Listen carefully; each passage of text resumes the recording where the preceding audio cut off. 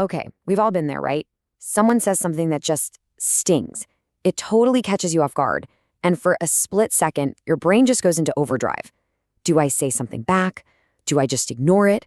What is the right move here? Let's get into it and figure out a much, much better way to handle these moments. So really, what's your go-to? It's a tough one because our first instinct, is usually to either kind of shrink away or just lash right back out. But what if there was a third option, a smarter way to handle the whole thing? Here's a really interesting way to think about it. That rude comment, it's like someone trying to start a card game with you. They've just played their first card, and they're expecting you to react. The thing is, if you play one back, the game is on. And it's a game where nobody, and I mean nobody, actually wins. The second you snap back with your own rude comment, boom, you've taken the bait. You are now officially playing their game. And all that does is escalate things, and in their mind, it just proves them right. It is a classic lose-lose situation. And this right here just perfectly explains the trap. When you react, you're not just continuing the fight. You're basically telling them that their initial rudeness was totally warranted. You've just validated their aggression, which makes them feel completely justified in playing an even meaner card next. So how do you win? Simple. You just refuse to play their game. Instead, you've got 3 incredibly powerful moves you can use. So let's walk through this new playbook. Ask, check, and be silent. Okay, so move number 1, this is all about questioning their intent. This is the perfect move for those direct, kind of out-of-the-blue comments that just leave you stunned. Like, nice of you to finally show up. Your gut reaction is probably to fire back with something like, well, at least I'm here, right?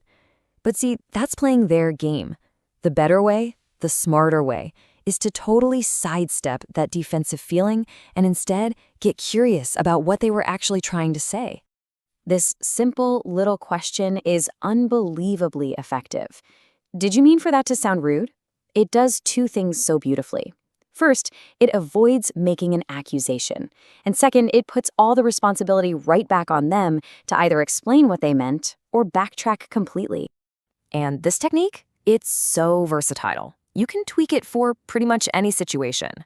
Did you mean to embarrass me? That's great in a group setting. And it is an absolute lifesaver for those confusingly short texts or emails. A quick, hey, did you mean for that to be short, can totally diffuse the misunderstanding before it even has a chance to start. All right, let's get to our second winning move, the check technique. Now this one is specifically for those tricky indirect comments. The passive-aggressive stuff that's not said to your face, but it's definitely about you. Oh, you know the type. When someone says something like, it would be so nice if somebody around here cared. See? They're not talking to you, they're talking at you. The whole point is to make it slippery and really hard to confront head-on.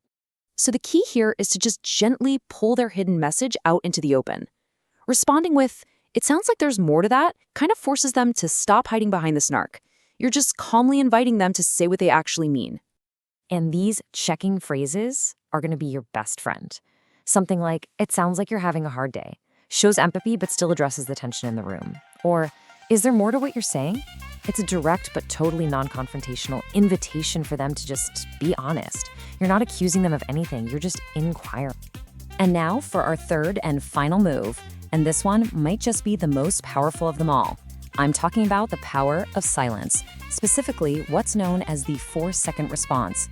It doesn't require a single word, just really good timing. So why 4 seconds? Why so specific? Well, because anything less than that can just feel like you're thinking.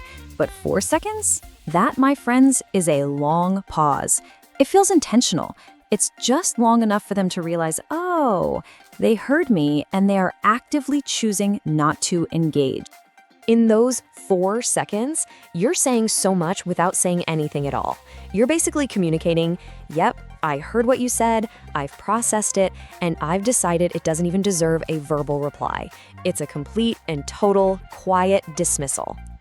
I absolutely love this mental image. Just picture it. You're an attorney at a big counsel table. When they hand you their rude comment, this little piece of paper, you don't even bother to look at it.